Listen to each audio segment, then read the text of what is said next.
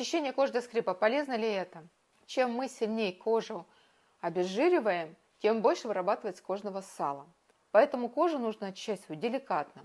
Деликатным очищением является латетоника. Мы наносим средство на 20-30 секунд и потом его смываем водой. Второе нанесение мы можем не смывать, то есть мы наносим в качестве увлажняющего противовоспалительного агента. Если у вас ограничен очень бюджет, и, соответственно, вам необходимо очищение относительно здоровой кожи, либо у вас кожа чувствительная, то мы выбираем препарат Sensis, либо Active All-in-One.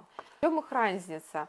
Sensis является более деликатным очищением, нежели Active All-in-One. Active All-in-One более тщательно очищает, но сухость не дает ни один, ни второй компонент.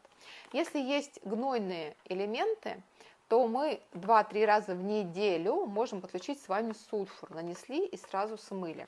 Вообще все эти позиции, что Sensis, Active All-in-One, либо сульфур, мы можем использовать и в области волосистой части головы, тела, и также для интимной гигиены. Очень важно после того, как мы умыли лицо, грамотно его увлажнить. Препарат Velvet и гидрофил. Мы сначала наносим Velvet достаточно густо, и сверху гидрофил. Это два мощных препарата, которые восстанавливают липидную мантию и являются регидратантами.